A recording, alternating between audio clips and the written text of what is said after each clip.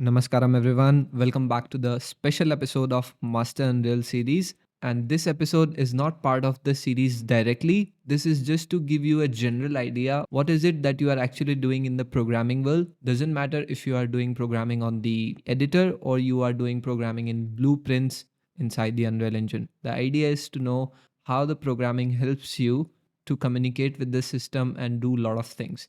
So this could give you your first head start why you should do programming and what is happening in the nutshell when you write your programs. So this episode is very much needed if you are going to follow the AI and NPC part of the game. So without wasting any time, let's get started.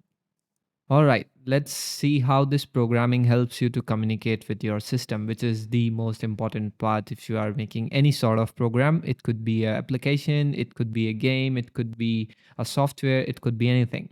So, the programming is something that helps you to communicate with your system. The system means your computer. So, I'll explain this system in a very simplified way at a very higher level. I'll not go in details because I don't think this is required at this moment. So in your computer system, there is something called as CPU, which is also known as microprocessor, whose job is to just execute the instructions that you give. Now that instructions can come in any format. It could be coming from your input output devices like your mouse or keyboard. It could be coming from your system. Instructions is like, let's say you open a file, you compile the file, you save the file, you play the video, you went on a website, you open some application, you closed an application, anything, any activity that you are doing on your system is being executed by your CPU. The second thing comes into the picture is the memory. The only thing you need to know about the memory is it saves the data. Nothing else, period. The job of the memory is just to save the data. Now, when you build a system, you people purchase RAM, you purchase SSDs, the CPU also has some cache. So there are different type of memories which you buy from marketplace and whose pricing varies with their performance. So there are three type of memories. Primary memory, which is your RAM and your ROM. So what is the difference between RAM and ROM? RAM is volatile in nature. That means if you shut down your power supply, the data that is inside the RAM will be flushed out. Zero, nothing there. The ROM is a non volatile memory. That means if you remove your power supply, the data is going to stay there, which means this is where the set of instructions are stored which boots up your operating system. You could be running Windows or you could be running Linux or anything. The kernel and the basic instructions are stored in this ROM. So when you start your system, it's the ROM that brings out those small instructions to load the operating system. The next type of memory comes is the secondary memory. Now, the secondary memory means your hard disk, state drives, SSDs basically, DVD, CD, pen drive. These are your secondary memories. Nowadays, everyone just prefer SSDs, not even hard drives. But back then, it was hard drive that was mostly used. So what is the difference between this primary memory and secondary memory? Have you noticed the RAM comes little expensive than the hard drives? The reason is because the primary memory is chip based. The secondary memory is disk based. So if you notice in the hard drive, there is a type of disk that constantly rotates whenever you read or write the data, right? And the primary memory is like reading from the chips. So chips are significantly costly than the hard drives. And as you go towards the SSD, the prices also increase. But that's not the point. The idea is chips have semiconductors and other stuff which makes it more expensive. Third thing comes is the cache memory. The fastest way to get the data is from the cache memory, and you might be surprised to know that this is the most expensive and its size is in KBs, that is installed in your system inside a CPU and between CPU and memory. I'll go into detail later, but you need to understand that the secondary memory is what you use to store everything. The primary memory stores what you need at that point of time when you are executing some kind of instruction, and the cache is a way to temporarily store the data so that you can get it quickly whenever you need it. Okay, this is the basic overview of the three types of the memory. But how does the CPU gets or writes the data into the memory? Then comes your system bus. So there is a connection between the CPU and memory, which we call as system bus. This is what carries your data from memory to CPU and CPU to memory. Now, in between all of this comes your input devices or the output devices. For example, your mouse keyboards, which you use to send signals to perform certain events, operations, and all that. Then in return, if you want output from the system, which is also the data, it get captured by the output devices, which can be your speaker, monitor, etc. All right. So these are the three primary building block of your computer system, and this is how they communicate. Okay, now I'll bring up the notes section. I'll list down some important points here as I explain. So if you want, you can take a screenshot, or if you want to write them in your notebook, you can go for it. So let's understand how this programming works in between these three. But just to summarize, what we understood is the job of the CPU is to execute the instruction. The memory saves the data, no matter what type of data it is. Everything boils down to 0 or 1. Not going into the technical execution, how it gets converted, but the only thing memory does is it stores the data. And the third thing is your IO, which you use to give signals or receive the data in different formats. All right, so before I go further, I want to shed some light on the types of RAM that we use in our systems. And most of you will be able to relate what you were purchasing these days. There is something called as SRAM, which is also known as static RAM. Okay. Then there is second type of RAM that is called DRAM, which people used to buy in old days, like from 7 or 8 years back from now. That is called dynamic RAM. And the third type of RAM is the SDRAM, which is also called as synchronous dynamic RAM, which modern generation computers use. Even your computer might be using this right now. So let's have a quick look at their features. SRAM is the fastest RAM that you can have. When I say fastest, meanings the read and write operation. The CPU is reading and writing in the memory. So how fast it can be done depends on the type of RAM it is. So the SRAM is the fastest RAM, and it is primarily used for the cache purposes, not as your main memory. It's the cache memory. So there is a cache which is very less in size because this type of RAM is very expensive. So this is particularly used for caching purposes. So if you go to your CPU specs, you might find something called as there is a cache in it that is specifically called like L1 cache, L2 cache, L3 cache, like this. Usually there is L1 cache in modern processors these days. Okay. Not going into detail right now. For now, you just need to know that there is something called as SRAM, which is used for caching purposes, and this is the fastest memory.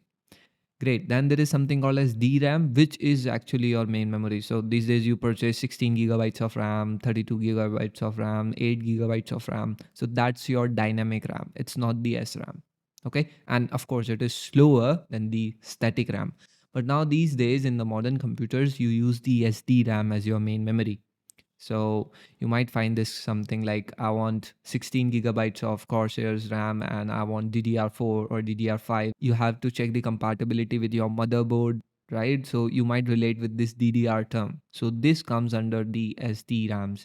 And the main reason why we call this SDRAM is because it is synced with your system clock. That means you can overclock or underclock your processors or your RAM, right? I'm sure custom build owners or the gamers will be able to relate with this more. All right, and this is way better than the dynamic RAM. Cool. So we use our cache memory, and that memory is called SRAM. And then we have our main memory, we call it SDRAM. I mean, we use that kind of RAM. All right, so let's quickly refine the architecture. We have a CPU, we have a main memory, which is RAM, and then there is a very small size of ROM available, which stores the instruction of loading the operating system and the kernel and basically everything that is required for booting up the system. All those instructions. Once those instructions are executed by the CPU, the operating system which is installed in your drive will be loaded into the main memory. That's the reason you see even if you are not running anything, certain part of RAM is occupied. So that is because certain algorithms and your OS is being loaded into the memory, which is constantly running to provide all the facilities that you need in that system. And let's call this drive or SSD as our disk where everything is stored. Okay. And now there are a lot of things: movies, your code, your programs, images, application, games, even your OS. Every file is kept in the disk and it gets loaded into the memory as per your requirements. So now we understand. Let's remove the ROM and these applications and let's focus on a movie. Let's go step by step. There is a movie of 2 gigabytes and let's say it's of duration 1 hours and 30 minutes. Now in your drive, it is not stored as a single file. It is stored as a chunks, and everything, no matter what kind of application it is stored in 0 or 1 format. Okay. But to understand it from the theoretical purpose, let's say there is a chunk where the frames from 0 to 15 seconds are stored, because movie is nothing but a series of frames which is loaded so fast that you feel like a movie, but technically you are just viewing an image, and based on your monitor and CPU's performance you see 30 to 60 or 120 or 144 frames per second and you feel like it's a movie. But originally a movie is nothing but a collection of frames. So let's say this movie is divided into chunks and this is stored in your drive. Now, when you click on the movie and you play it, it does not load entire 2 gigabytes into the memory. It only loads the first few chunks. And let's say your CPU has a power of loading 30 frames per second. So it will just load first two chunks into the memory, because at a time you can only see 30 frames. You cannot see more. That is a different thing, that you can overclock or do all those things, but the idea is at a time you can only see a set of frames, so it will load only that in the first attempt. Now as your player goes on, it will keep loading the frames from the drive into the memory, and then you will see it's not like that 2 gigabytes of movie will be loaded in your memory. In the old days you used to have 4 gigabytes of RAM or 2 gigabytes of RAM, and let's say you are watching the movies at 4K. In that case the size of movie can go up to 4 to 8 GBs, but your RAM is only of 2 gigabytes, so how can you load the entire file into the memory? So it never loads the entire file, it only loads what it needs to show. And this loading and allocation of the data into the memory is also done by these softwares which you use these days, like VLC, Media Player, Pot Player.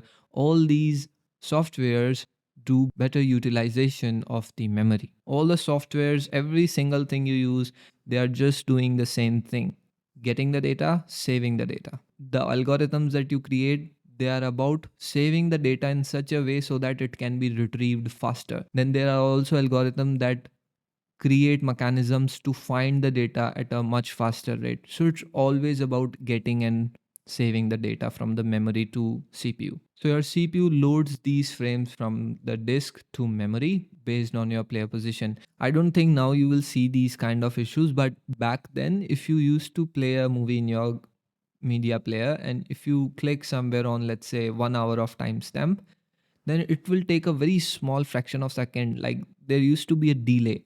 That delay was caused by this only, that you suddenly jumped so far that the frames are not available in the memory. So the CPU has to instruct the algorithm to bring the frames of that timestamps here. So that's why there used to be lag when you go little far than where you are in the player. Okay, so this was your movie. Now let's take a deep dive from the programmer's perspective and let's see how the algorithms or your code, your program runs underneath. So I'll clear this up. Let's say you have a program written somewhere in the file. It says a equals to 1, b equals to 2, c equals to a plus b, and then print the c. So when you run this program, what you want is you want the value of a and b to be sum, and then it gets printed on your editor. And let's say there are more programs like this. Now let's take one more step into the memory. The memory is divided like this. There is an address and then there is a value. So whenever you want to bring something from disk to the memory, or in fact even in disk, this is how the data is stored.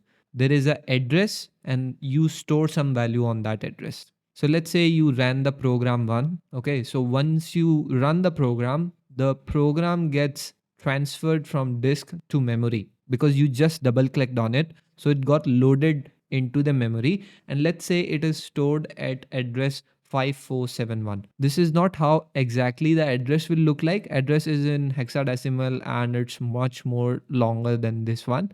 But for theoretical understanding, let's call out these numbers as our addresses.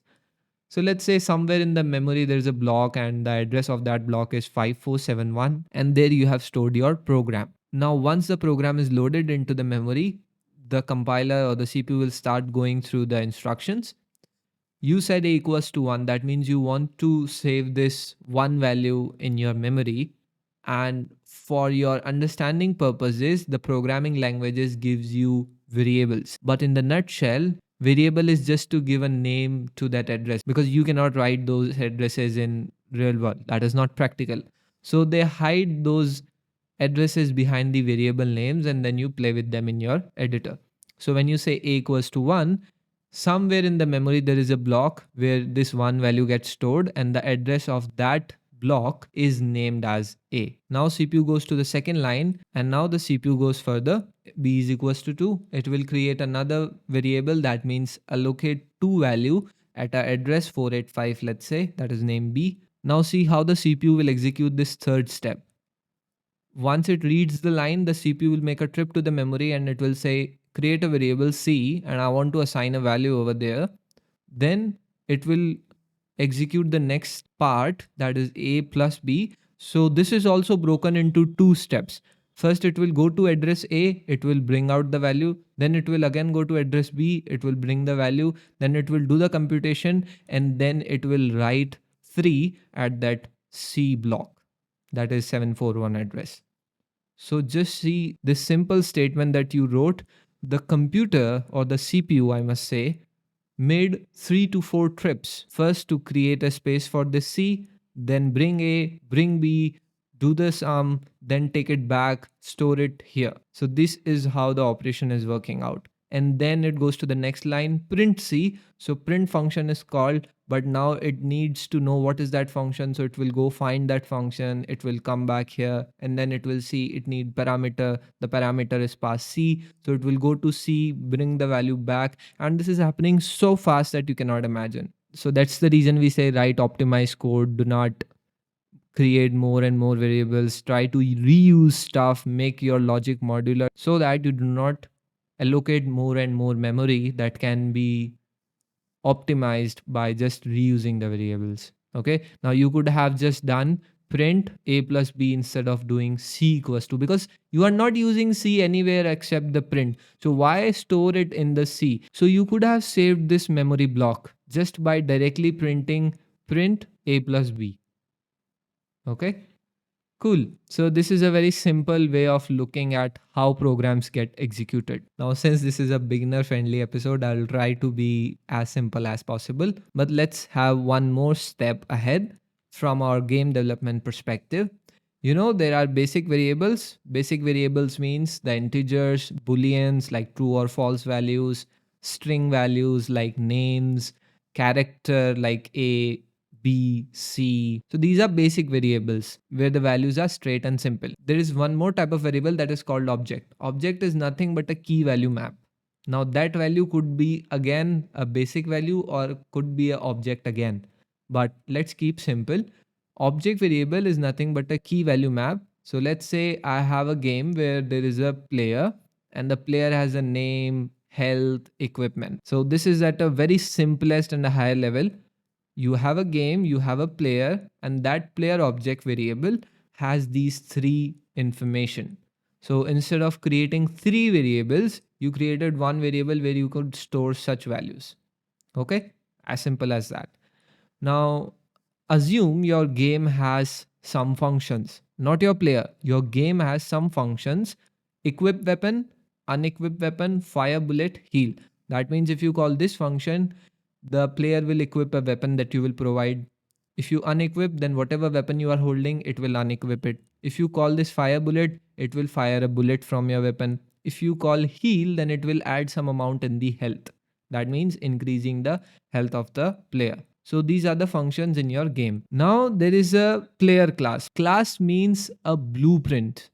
How your structure of the information will look like. So when I say player class, my player will have certain attributes, it will have certain functionalities. Okay.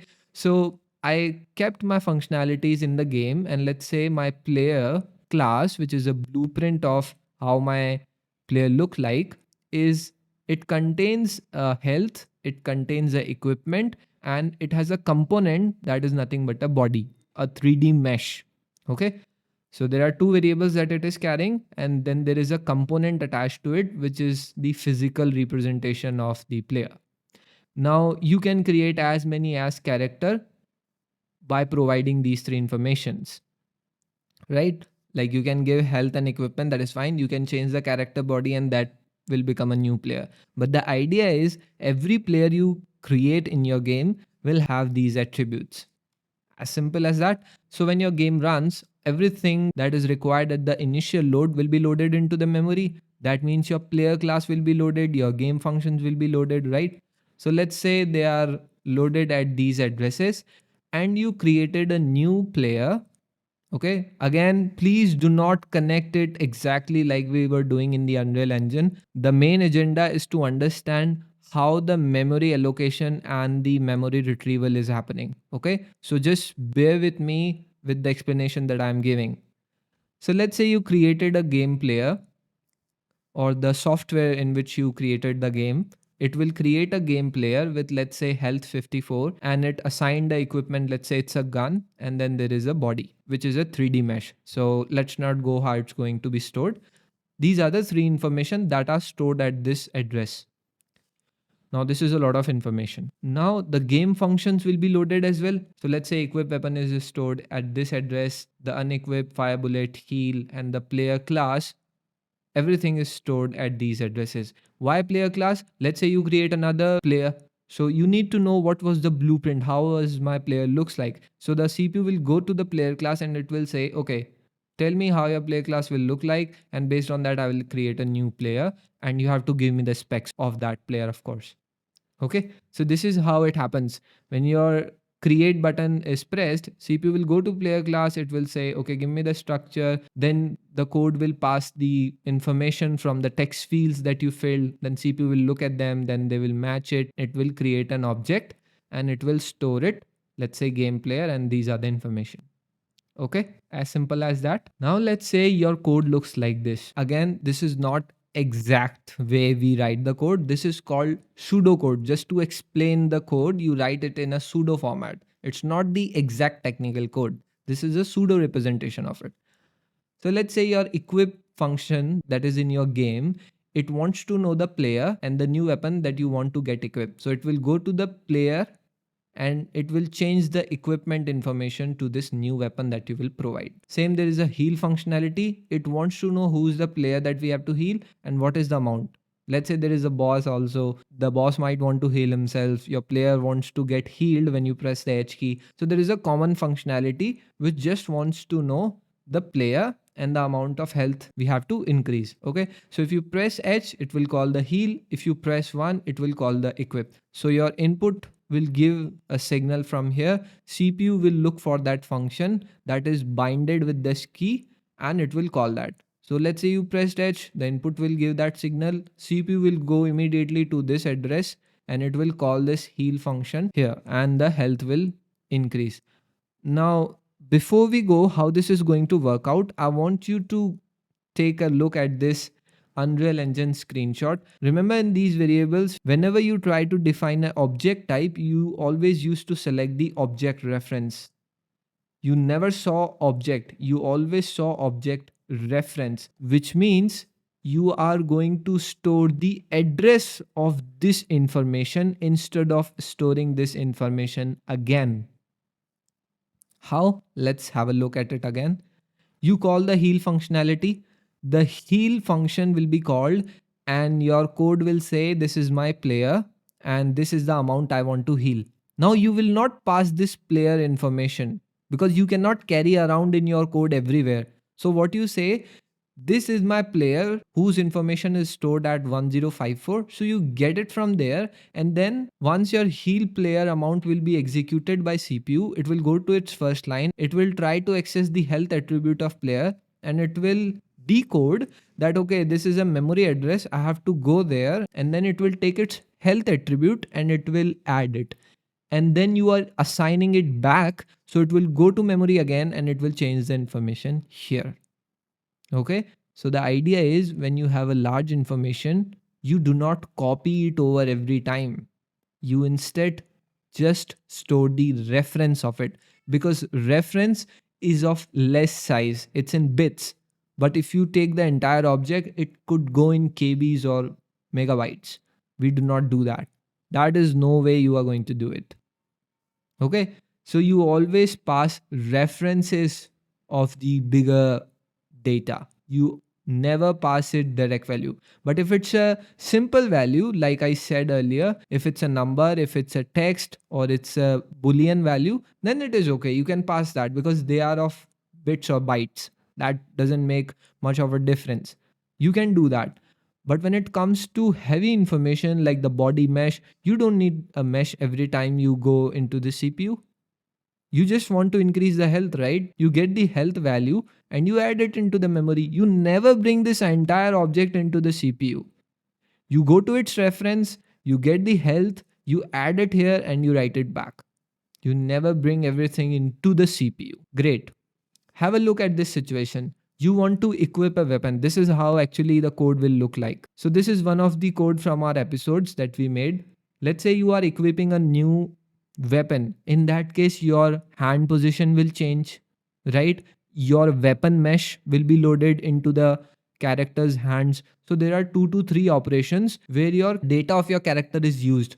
Once you use its body proportions to change according to that weapon. Second, you are adding one more mesh into the character's hand, which cannot be done without knowing the character's body. So you are accessing 2 times the character information, right? So when you call the equip, you pass the reference of the player, that this is my player and this is the reference of the new weapon. Again, you are not passing the entire new weapon, because if you pass the entire new weapon to the CPU, then it will be like, what is the mesh, what is the name, what is the description, how much amount of ammo it carries. We don't need all those information. We just care about the mesh, right? So you just pass the reference of that new weapon, and then the CPU will go there and it will get the necessary data and it will write it. So it will go to that player's object which is stored here. I have simplified this memory address and it will write it over there. And then the second line will get executed where it has to update the body proportions, like move the hand little bit up so that it can hold rifle properly. So for that, again, the CPU has to go to the memory and then player has to be read. Then the body has to be modified. So there are 2 trips into the memory just to get this player data, which you already knew that we are going to be used multiple times. So for this purposes, there is something called as cache, which I mentioned earlier, which is faster than the SDRAM. So you save the variables here instead of saving it into the memory. When does this happen? The one simple use case that you can understand is a function. Let's say a small function is executing and it is using its one of the parameter multiple times. So instead of going back to memory, the main memory, you save it in the cache. That's the reason many creators, developers, engineers tell you cache this value and then reuse it. So caching means you save the data that was received from the memory once and then you use the cache to retrieve it again and again. And once the function is over, the game of that data is over. So it will be either overridden or it will be cleaned up. That's why in AI algorithms or in even in your gameplay mechanics, people say always do the cleanup. So cleanup means removing the data or clearing out the data that is not required anymore, which we will address when we will do AI and NPC, where we will understand how to clear out the data that is not needed after the execution is over. But the idea is once you make a trip to memory, you get the data and now you know it is going to be used and again. So you instruct CPU that store it in the cache. Now, as a developer, are you going to do this? No. This is something software will do on your behalf, and they will have their own ways of getting this information. Let's go back to this. There is a variables. They created a separate section, local variables. Now they know whatever there is in the local variables, I need to cache it when this function comes into the execution, right? These variables are the variables that are going to exist till this entire data or the object exists in the game. Once this object is gone from the game, these variables will be destroyed as well. So it's your preference. What is actively used at that moment, it's better to cache it rather than retrieving it again and again from the memory. Okay?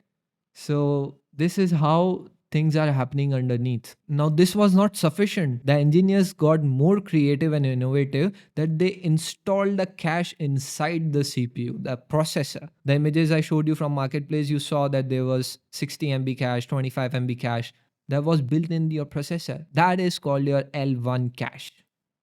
Then there is a L2 cache. L1 cache is always inside the processor. So once you get the data, it will store it in the CPU cache, because that function is in the execution. So till this function is getting executed, the CPU will retrieve the values from here. The first time it will get it from the memory. Okay, when you will call this equip, it will get the data, and then the next syntax is that you have written in this function, and whatever is required over there, it will try to find it in the cache. And if it doesn't exist there, then it will go to memory. Okay, that I don't have this data, let's get it. But what if the data is not even in the memory? How's that fair? Let's say you are in the map and the map is very big. Let's say it's spread across thousands of kilometers. Now, like I said in the movie example, not everything will be loaded. Only what is required will be loaded. So out of those 1,000 kilometers, it will just consider a small radius around you, and whatever is placed in that area will be loaded into the memory.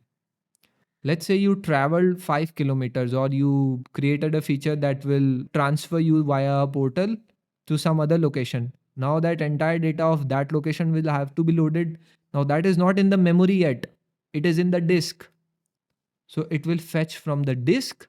It will store in memory, and based on what you need for the executions, it will be brought into cache. And if it is way too much required or needed, it will get stored in the L1 cache. Again, don't go into the details of these. This is just a way to show you that if something is not there, it will fetch from disk. It will be in memory. If it is needed too badly, it will be cached. Again, this instruction will be given by you some way or the other to the software, and the software will tell it to your algorithms that are running the OS. And more performance is needed, it will get cached to L1. But again, this is very cumbersome, and this is done at a very complex level. So again, I'm not going into details. I can explain how this retrieval is happening. There are 3 steps that are involved to get and shed the data, but I'm not going into it right now because I don't think it is needed. Only thing you need to understand is you load it from the disk. But let's say if it's multiplayer. Now see, for multiplayer games, the characters are going to be same for everyone. The animations that you are using will be same. Weapons, healing items, everything will be same. The only thing will be changing is the behavior of the objects that are placed in your game. Your player is running, so running is happening constantly. So that information is not in the disk. Some player is running and that player is on another system. How will you get the data? Right? Let's say you are trying to interact with the door. The door is in your memory. The CPU will go to it, and now it needs to know whether someone is interacting with the door or not. Now that information is not in the cache, not in the memory, not even in the disk. This is coming from some other source, that is your internet. That's why we say implement the server. That server replicates the behavior or the data so that everyone can access it. So if something is not available in the memory, it is accessed from the internet. If we go very simple, YouTube videos, they are not in your disk, they are not in your memory. You are using internet connection to get it from the web through the network. So again, it is loaded directly into your memory, not even in the disk. That is a different case again. Softwares can go really crazy. They can store it in your disk, in the temp folder, for example, or in a folder somewhere in the drive which you allot. You know, like in the browsers, you specify the download folder location. Let's say if you are downloading and playing at the same time, the downloading will happen in the disk, but it is supposed to be played, so it is in the memory. So the algorithm can also go crazy. Whatever it is playing, it will play in the memory and it will also save it in the disk. So parallel execution, concurrent threads, tasks are happening. So this is how entire computer system is working, and everything boils down to retrieval and allocation. That's why we say do not create more and more data. Instead, share their references, try to reuse the logic, build everything modular so that it can be reused. Solid principles, entirely dedicated just to optimize your system performance. Okay? All right, so that's it for this episode. I hope you enjoyed it. Do let me know in the comments if you have any suggestions, feedbacks, and we will now continue with the AI and NPC in the Master Unreal series now. This was very much needed because I also received some requests on Discord to make a video on it. And this is also required for understanding how the behavior tree and the state tree that was part of the AI system in the Unreal Engine came up. So this is the entire base of it. Now, once you will start with the behavior trees, you will understand why they created Blackboard, why they created the behavior tree, why they created tasks, services, decorators, and everything. So I'll see you in the next video. Thanks for stopping by. And if you like my work and you want to support me on Patreon, the link is in description. Please have a word with me on Discord before you buy the membership. So I'll see you in the next episode. Till then, take care. Bye bye.